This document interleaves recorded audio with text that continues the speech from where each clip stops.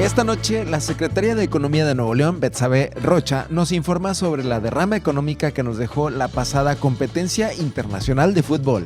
Hablaremos de arqueología con el investigador y catedrático Bertrand Lobjois, especialista en culturas prehispánicas mesoamericanas y arqueología mexicana. Y esta noche el concepto musical nos lo presenta el cantautor y productor regiomontano Flavio Vázquez. Su propuesta fusiona el rock alternativo y el indie folk. Muy buenas noches, les saluda Angélica Páez, agradeciendo su compañía esta noche. Les invito a participar con comentarios o preguntas en nuestras redes sociales. Nos encuentras en Facebook, Instagram y TikTok como Nuevo León en la Hora Nacional. Muy buenas noches, les saluda su amigo Roberto Uriel Torres. Les recuerdo nuestros teléfonos en cabina para que nos llamen. Los números son 81 20 20 25 13 y también terminación 15. Iniciamos Nuevo León en la Hora Nacional.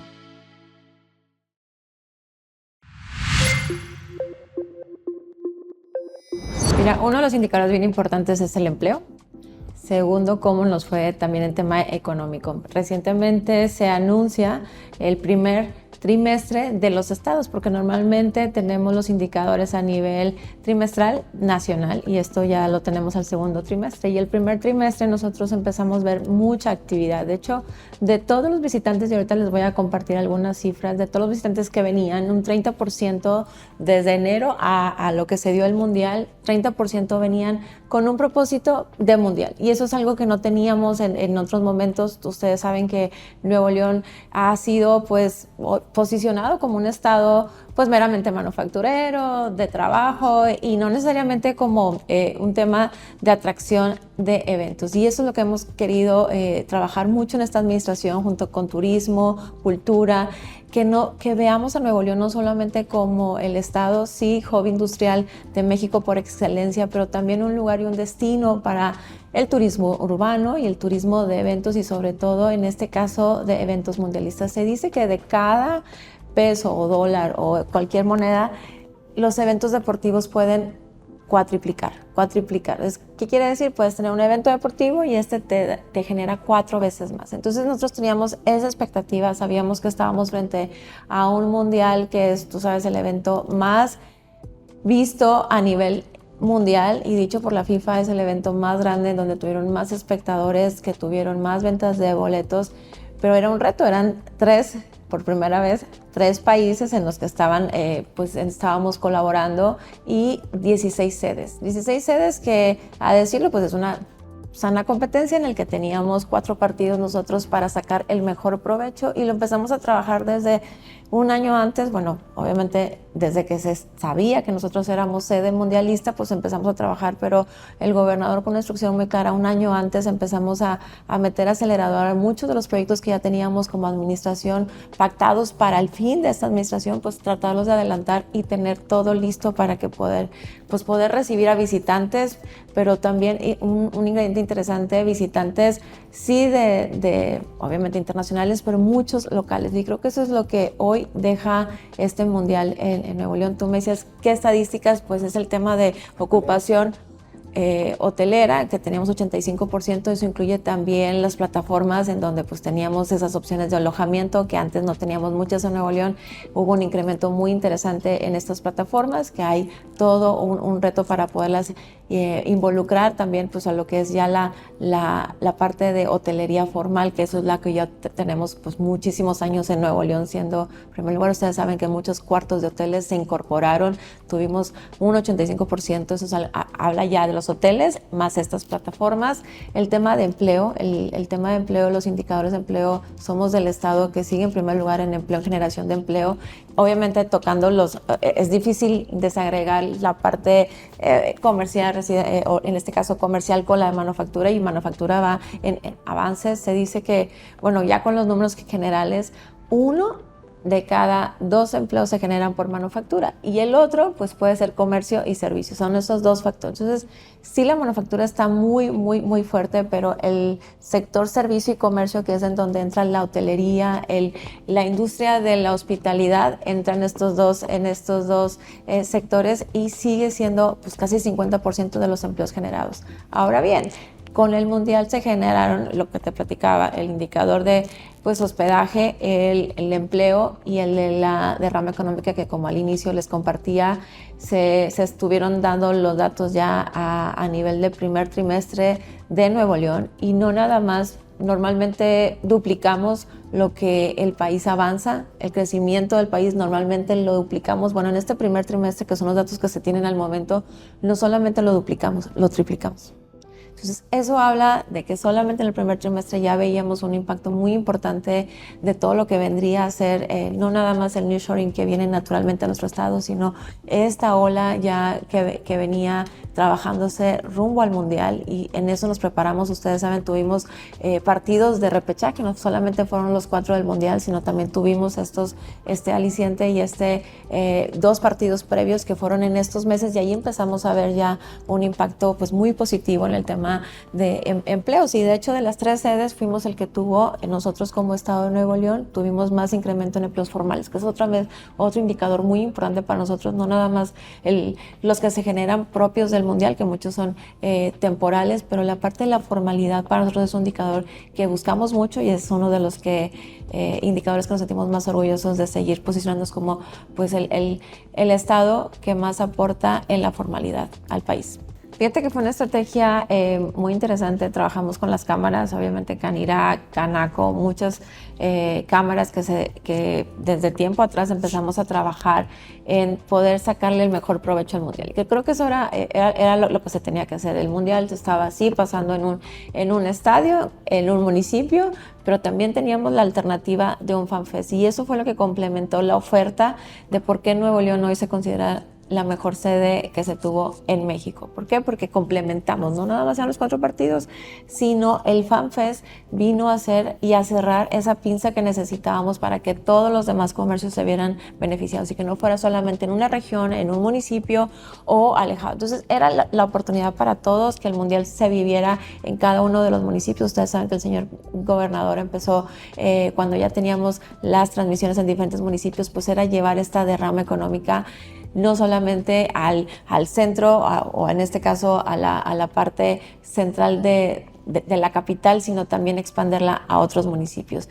¿Qué empezamos a trabajar con ellos? Bueno, que los restaurantes estuvieran listos con estándares, que estuvieran listos con menús, que tuvieran al alcance cuando llegaba un visitante internacional, pues que tuvieran, para empezar, muchos de los negocios estuvieran preparados con poder recibir pago en transferencia electrónica, que tuvieran menús en los idiomas que iban a venir, precisamente, y pues particularmente inglés. Preparar a todo el sector turismo es algo que se trabajó mucho con la Secretaría de Turismo, en capacitar a este sector de hospitalidad, que es lo que hemos platicado. Involucra movilidad, involucra comercio, restaurantes, bueno, pues todos, inclusive los que tenían que de alguna manera prestar servicios como salud, que estuvieran listos con los manuales, con guías de cómo poderse comunicar con la gente extranjera. La verdad, tuvimos saldo cero, estamos muy contentos, y al contrario, tuvimos saldos muy positivos en todos los indicadores económicos, y eso es lo que hicimos, trabajar desde antes, que tuvieran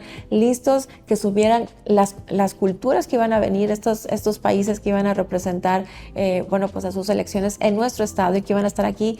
Se dio capacitaciones muchos meses antes con ellos para poder que estuvieran listos a entender las culturas y poder saber qué productos ofrecer. Y creo que es algo que nos permitió generar mucha mayor conexión y obviamente precisamente esa derrama. Fíjate que parte de lo que el Mundial está dejando es una infraestructura. Lo que te platicaba ahorita, muchos de los proyectos que ya se tenían como parte de la administración se apresuraron para poderlos tener listos en el Mundial. Y uno de esos, y yo creo que de los legados más bonitos que tiene el Mundial para nuestro estado, es el Parque del Agua, que estaba sí listo para entregarse con esta administración, pero se adelantó y hoy estaba listo para recibir al Mundial. Ustedes saben, está al lado de donde se del Estadio Mundialista y se activó con Emprendedores Hechos en Nuevo León. Ustedes saben que la Secretaría de Economía relanza esta marca distintiva de nosotros, orgullosos de Nuevo León. Es un distintivo que se llama Hecho Nuevo León, en donde aquellos que son formales, productores, que tienen algo particular y que está hecho en Nuevo León, tienen este distintivo. Y bueno, eso es una comunidad grande que tenemos, tanto de comercio, y hoy tuvieron esa oportunidad. Fueron más de 140 emprendedores que semana a semana estuvieron rotando en el Parque del Agua, se instalaron de manera, por ahí los 40 días. Nosotros sí vivimos el mundial, no solo los 4 días de los partidos, sino tuvimos un mundial de 40 días aquí, incluido el FanFest y todas las activaciones que se tuvieron en el Parque del Agua. Ahí trabajamos con la Secretaría de Cultura, con toda una oferta de verdad artística de primera, muchas familias yendo al parque, y creo que fue una oportunidad de mostrar el legado que se estaba quedando, pero sobre todo ver cómo participamos y coadyuvamos toda la Secretaría de en este caso Cultura, de Turismo, de FIFA, con todas las activaciones y seguridad y el perímetro que se tenía que cuidar, porque estaba al lado del Estadio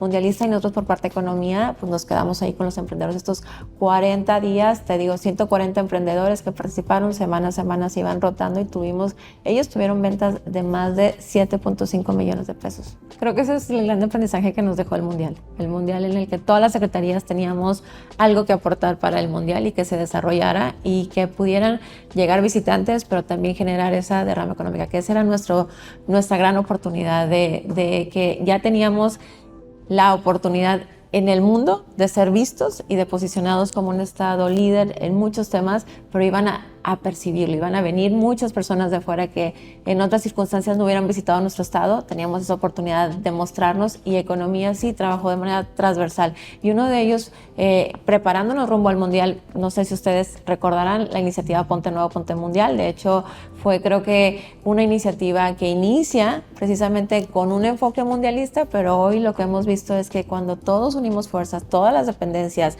la iniciativa privada, el ciudadano, todos los ciudadanos nos unimos en esta corresponsabilidad, creo que podemos lograr grandes cambios. Hoy tuvimos un estado que llegaban los visitantes, llegaban inclusive gente que ya había tenido oportunidad de visitar Nuevo León, llegaba por nuestro aeropuerto, nuestras entradas, y decían, wow, Nuevo León se ve diferente, se ve limpio, se ve cuidado, se ve que le están poniendo mucho cariño. Yo creo que eso es lo que estamos haciendo, no nada más el gobierno, entendiendo nuestra responsabilidad como gobierno, lo que nos toca hacer, pero yendo más allá, a invitar a en este caso la iniciativa privada, las empresas que ya tenían programas de corresponsabilidad, se sumaron a Ponte Nuevo para dejar listo al estado y recibir a muchos visitantes, pero sobre todo dejar el gran legado de que si trabajamos en equipo podemos ofrecer una mejor sede, como lo que logramos hacer en esta ocasión. Y contentos todos porque ustedes saben que FIFA por ahí compartió que de las 16 sedes quedamos en segundo lugar, compitiendo con Estados Unidos, con Canadá. La verdad nos debemos sentir muy orgullosos todos los neoleoneses que tuvimos un mundial. Fuimos sede de esta gran justa deportiva que todos anhelan tener. Bueno, Nuevo León fue parte, la tuvo, y no solamente la tuvimos, sino logramos tener ese estándar que queríamos, ser reconocida como la mejor sede mundialista en México.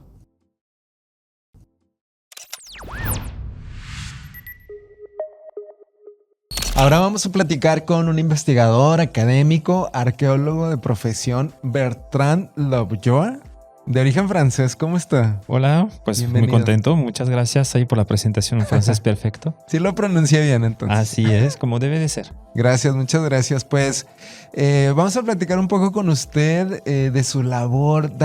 Usted es académico profesional, más bien académico, y da clases en la UDEM. Es correcto, soy profesor investigador del Departamento de Humanidades de la Universidad de Monterrey desde el 2017. Ok. Antes daba clases de francés, de hecho, en la prepa.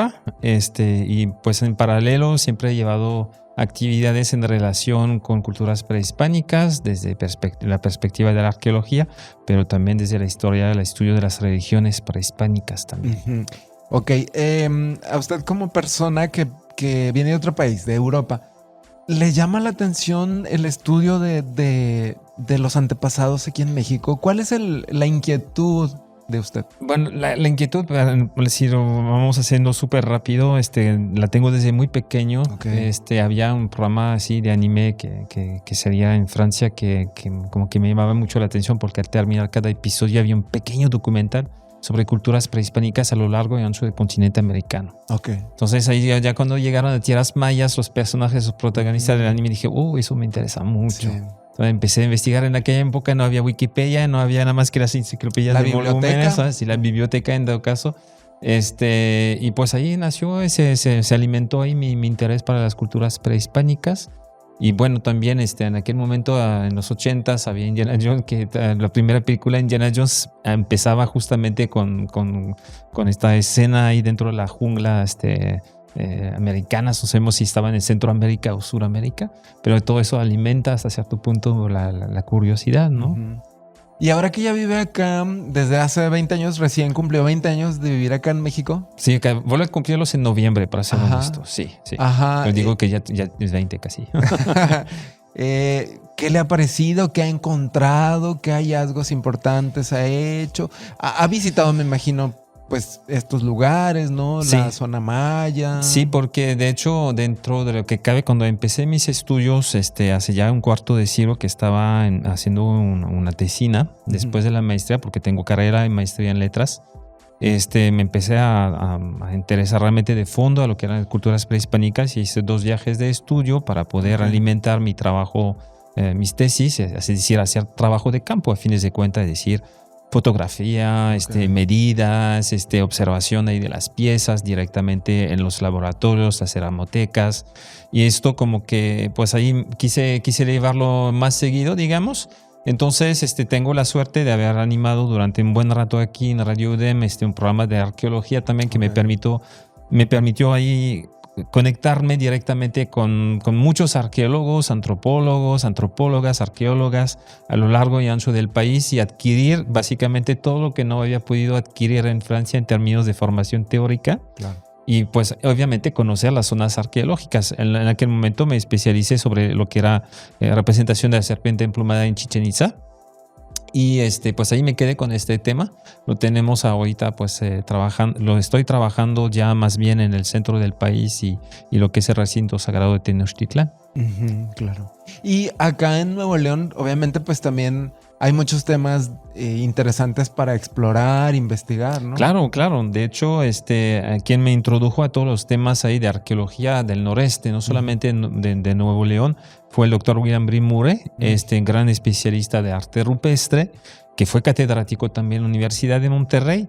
Y pues Bryn me llevó así a varias salidas como al campo también para hacer observación de sitios de petrograbados, de dar vueltas a Boca de Potrerillos, que es la única zona arqueológica abierta en todo el estado y que está preparada para visitas, ¿no? en todo lo que es el estado, porque hay miles de sitios arqueológicos en el estado de Nuevo León. Tenemos suerte de tener 2 muy buenos arqueólogos, 3, ya hasta 3, pero que realmente 2 ahí que están adscritos al Centro INAH Nuevo León, que se dedican justamente a la investigación en Boca de Potrerillos y todo lo que es la zona norte del estado y la zona sur, que son también yacimientos muy interesantes de cuevas, de abrigos, que están esos 2 arqueólogos son Araceli Rivera por una parte y el otro arqueólogo es Moisés Valadez.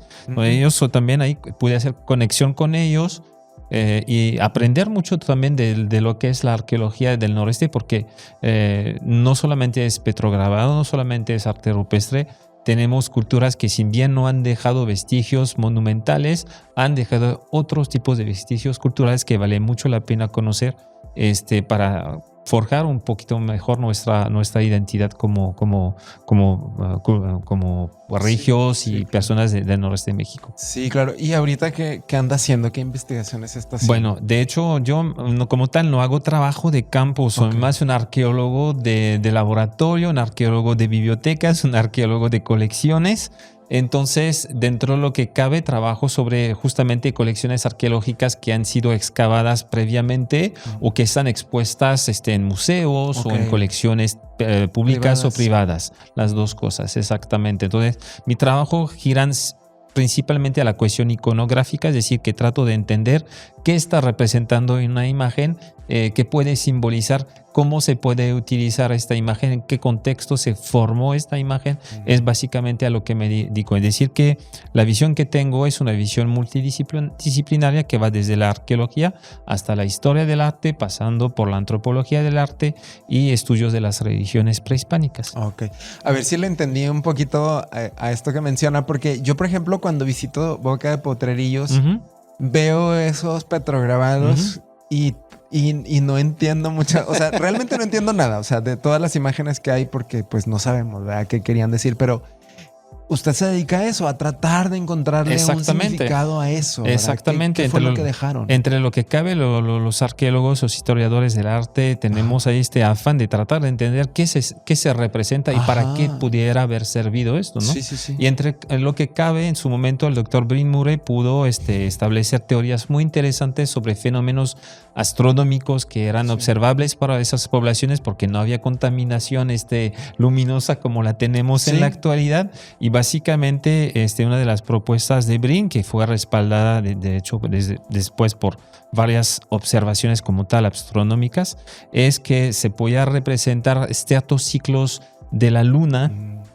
o del sol o de otros astros presentes en el cielo y orientados también a ciertas fechas muy precisas en el año. Entonces, básicamente por ahí va. Hay fenómenos mitológicos que están representados. También tenemos ciertos animales, puede ser desde serpientes hasta borregos cimarrón. Podemos ver también fenómenos, hasta plantas. Hay unos pintadas que parecen ovnis. Yo he visto unos que tienen forma ahí como de... Ajá. ¿Cree que hay algo de eso?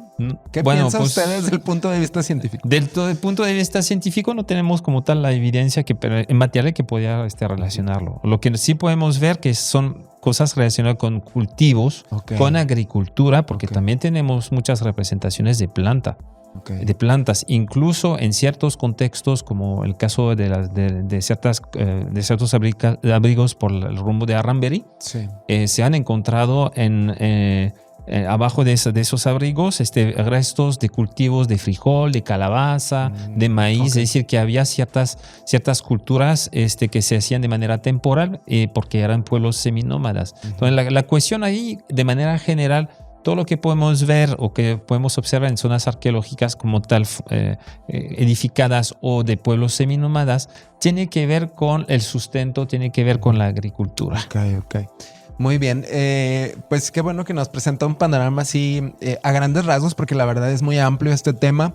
Y Boca de Potrerillos, pues todos estos petrograbados son, para la gente que nos está escuchando o viendo, pues son estas pequeñas formas que están talladas ahí en las piedras, ¿verdad? Y que es muy interesante darse la vuelta, pues en primera instancia para verlos, apreciarlos, y en segunda pues ya para empezar a involucrarnos con ustedes, que son los que se dedican a estudiar eso, a conocer de fondo, ¿verdad?, qué es lo que hay ahí y poderlo apreciar en nuestra zona arqueológica. Y los demás, lo que nos mencionaba en Arranberry también y en el sur, que hay ahí estos vestigios importantes que están ahí, pues terreno fértil para la investigación. Le agradezco mucho que nos haya compartido un poquito de lo mucho que usted hace. Muchas gracias por la invitación. Gracias. Es Bertrand Lovejoy, investigador, académico y arqueólogo. Ahorita está trabajando en la UDEM. Gracias. Continuamos con más.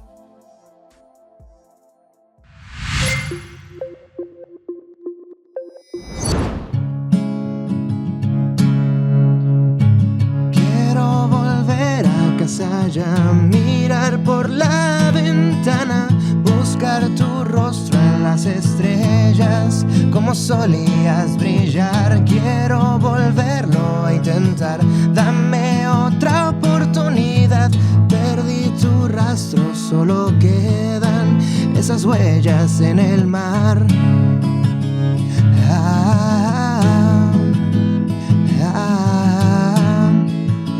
Solo quedan esas huellas en el mar. Fuerte el aplauso. Flavio Vázquez, ¿cómo estás? Mucho gusto. Bienvenido a Nuevo León en la Hora Nacional. Un gusto estar aquí en la Hora Nacional. Mucho gusto de estar platicando contigo. Oye, qué padre, me gustó mucho esto que nos acabas de... Esta pequeña probadita de la música que haces. ¿Cómo se llama este tipo de música que tú haces? Bueno, mira, yo defino mi proyecto mucho como tocando lo que es el indie rock alternativo, el indie folk más o menos, es como el género que abarca. Como muy acústico. Sí, acústico, pero también de repente le pego ahí al rock alternativo. ¿Qué instrumentos agregas cuando ya haces rock alternativo? Pues lo que son guitarras eléctricas, la batería pues ya un poquito más golpeada. Por ejemplo, esta canción que acabas de escuchar se llama Huellas en el Mar. Ajá. Es una canción con tintes más, por ejemplo, latinos, marimba, ukulele. Ahí también juego con la guitarra acústica. Pero sí, ya, o sea, ahí varío mucho en el sonido del disco. Eso es más lo tuyo, entonces, lo acústico, hablar de esto como el mar, hablar de estas figuras así poéticas, ¿no? Sí, claro. De hecho, bueno, lo que es mi disco del Carmen, digo, Que es aquí lo tenemos. Sí. Presentando mi primer álbum de estudio llamado Del Carmen. Ajá. Si te fijas mucho, la estética visual es orientada al mar. ¿Por qué? Porque cuando estaba escribiendo el disco, las canciones, emprendí un viaje a lo que es la Baja California Sur. Y mientras estaba escuchando los demos de las canciones, pues las canciones hablan de desamor, de la nostalgia, de lo que es las relaciones sentimentales, de la parte esta como a veces negativa o triste. Entonces yo mientras estaba en el viaje estaba escuchando los demos, mientras viajaba de una playa a otra playa o de partes de la Baja a otra. Entonces como que se me pegó mucho la imagen del mar y lo asocié mucho con las relaciones. Digo, al final del día el mar, como las relaciones, pues nunca está en calma. Siempre pues a veces está picado, a veces está más tranquilo, a veces hay tormentas. Al igual que en las relaciones, digo, una relación nunca está en calma, siempre está en constante cambio. Claro. Y pues eso es como que la analogía que existe detrás del disco.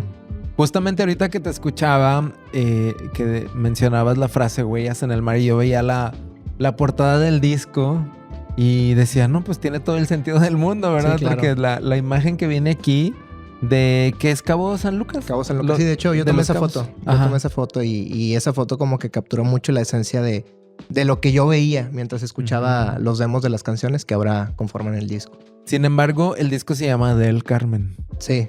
¿Por qué? Del Carmen. Digo, el nombre, pues, Del Carmen, ¿qué puede ser? Puede ser un lugar, puede ser como una persona. Playa del Carmen, que también es mar. Sí, ándale, como Playa del Carmen, digo, es un lugar, ¿no? Del Carmen, pues, también puede ser el nombre de una persona. Y creo que al final del día, pues, es un juego de palabras porque siempre estamos extrañando algo. La nostalgia siempre existe y nos hace extrañar un lugar, una persona, una época. Entonces creo que Del Carmen también capturaba muy bien pues lo que busca el ser humano al extrañar a alguien o algo. Todas las letras las escribes tú entonces. Sí. La música también la compones tú. Así es. Todo yo el proyecto produzco, grabo, canto, escribo, correcto. Y tú solo eres el que sale al escenario. Sí, bueno, cuando me presento en vivo traigo a músicos que me apoyan para el performance. Digo, no puedo estar tocando todo al mismo tiempo. Entonces sí, siempre toco con mi guitarrista, bajista, baterista y... pues somos 4, baterista, guitarrista y bajista. Súper bien. ¿Y tú de dónde eres? Yo soy de aquí de Monterrey, Nuevo León. ¿De qué parte de la ciudad? Soy de Guadalupe, del municipio de Guadalupe. Criado, nacido ahí. Qué bien. ¿Y desde cuándo haces esto? Pues ya tengo unos 12, 13 años aproximadamente. ¿Empezaste bien chiquito entonces? Sí, empecé cuando tenía 12 años aproximadamente. Empecé con la típica clase de estudiantina o rondalla. La guitarra española, de cuerda de nylon, el profe que no daba clase porque eran 40 niños. Entonces pues ahí dejé la guitarra arrumbada porque pues no me enseñaron a usarla. Ya después empecé a escuchar música y como que me entraba la cosquilla de querer tocar esas canciones que me gustaban. Entonces ya por mi cuenta empecé a aprender a tocar la guitarra. Eso fue cuando tenía unos 11, 12. Pasan 2 años y yo tengo mi primer desilusión amorosa. Esta típica primer amor que te hace decir... A los 13 años. A los 13, 14 años aprox. Que te hace decir, ya no voy a creer en el amor. Ya me rompieron el corazón. Tan chico. Y mi profe de secundaria de español nos inspiraba mucho el tema de la poesía, de todo ese tipo de cosas. Y un día así acá en la depre de niño de 14 años me puse a escribir un poema y empecé a rimar y todo. Agarré la guitarra y dije, a ver, le empecé como que a musicalizar. Pasó una hora y media y me di cuenta que había escrito una canción. Y como que esa catarsis al final del día, digo, una canción triste, estando triste, de repente escribí una canción. Me puso como que, ok, O sea, feliz, Sí, alegre. Pues por ahí lo canalizaste, Es ¿verdad? correcto. Ujú. Entonces desde ahí pues empecé a escribir canciones. Ya tengo casi 11, 12 años. Y de ahí para adelante. Correcto. Ahí me imagino que a esa edad pues cantabas para tu familia, ¿no? ¿O a quién le mostrabas tu música en ese entonces? ¿Y cómo decidiste que pues era momento de dar el paso a convertirte ya en profesional? Mira, de hecho yo saqué una canción en el 2018 que fue mi primer sencillo, que se llama Fantasma. Okay. Es una canción... ¿La subiste a internet? ¿O? Sí, a Ok. plataformas y todo. Ok. Estaba en prepa, ya a punto de pasar facultad. Ujú. Y fue como que la primera canción que dije, ok, creo que esto merece ser publicado. En esos años yo quería sacar un disco que tenía con canciones de aquel entonces. Sin embargo, pues viene el tema de entras a la facultad, ya enfócate en los estudios, ya enfócate. ¿Qué facultad? Estudié administración en la Ok. Facultad de Contaduría Pública en la uni. Ok. Entonces ya enfócate, ya déjalo de la música, ya déjalo. ¿Tú te decías o tu familia te Mi decía? familia Ah, ok. y yo también como que Ok. ya enfócate, ya tienes 17, 18 años, ya deja eso, ya son ilusiones de niño. Pero pues pasaron los años y yo seguía escribiendo, entonces me hice de un catálogo de canciones bien extenso. Obviamente con el pasar de los años esas canciones fueron mejorando, la calidad de las letras fue mejorando, la calidad de la composición fue mejorando. Y fue donde dije ya, o sea, tengo que sacar este material, si no ahí se va a quedar guardado y qué pena sería dejar eso guardado. Pues sí. Y fue donde me animó a sacar el primer disco. Súper bien. ¿Qué es este? Del Carmen. ¿Dónde lo podemos conseguir o dónde lo podemos encontrar o escucharlo? Bueno, los invito a escucharlo en plataformas digitales, está en Spotify, Apple Music, YouTube Music, todo lo que termine en Music ahí está disponible. Estoy como Flavio Vázquez y pues los invito a escucharlo, el álbum del Carmen. Ujú. La red que más uso es Instagram, los Ok. invito a seguirme, @Flavio con V, Flavio VZZ. Ahí pueden seguir pues todo lo que ando haciendo. Digo, próximamente ya estoy en agosto en plan de grabar el segundo álbum, ya sigue nueva música. Y también pues ahorita estoy nominado a unos premios en Ciudad de México, que son los Monster Music Awards, Ok. como Mejor Artista Indie. Entonces también ahí si gustan apoyarme con su voto, un placer sería. ¿Ahí dónde podemos votar? A través de la página de Facebook. Ahí está en mi link en mi cuenta de Instagram, está el link para votar. Ahí lo pueden encontrar. Para que voten. ¿Cuándo es la premiación? La premiación es en diciembre. Ah, en bueno, diciembre todavía en Ciudad de chance de México. votar. Todavía hay oportunidad. Muy bien. Pues todo el éxito del mundo, que te vaya muy bien y que ganes. No, pues muchas gracias. Un gusto estar aquí platicando. Gracias, Flavio.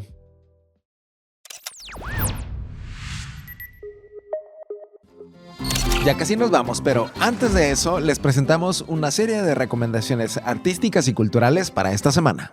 El Museo de Historia Mexicana nos invita a su 14º Festival de Pantomima Monterrey. 2 días dedicados a historias contadas sin palabras, donde el humor, la imaginación y el gesto se unen en una experiencia para todas las edades. El sábado 15 de agosto se presenta Entre Hilos e Ilusiones con Mima Sila de Monterrey. Y el domingo 16 de agosto, el show con el mimo Ramón Solano de la Ciudad de México. Ambas funciones se llevarán a cabo en el auditorio del Museo de Historia Mexicana a las 6 de la tarde con entrada libre, pero cupo limitado. La Cineteca de Nuevo León, Alejandra Rangel Hinojosa, en colaboración con Fundación Japón en México, nos invita a la retrospectiva de Yasujiro Ozu. Disfruta de una selección de obras fundamentales de este cineasta japonés del 11 al 23 de agosto. Consulta horarios en la página conarte.org.mx. El Museo Estatal de Culturas Populares nos invita a la presentación del libro Me acuerdo, sí, me acuerdo, de Lorena San Millán, una obra que entrelaza memoria, poesía y experiencia para reconstruir la historia íntima de una mujer, un país y una época. Una invitación a recordar y compartir la emoción de lo vivido.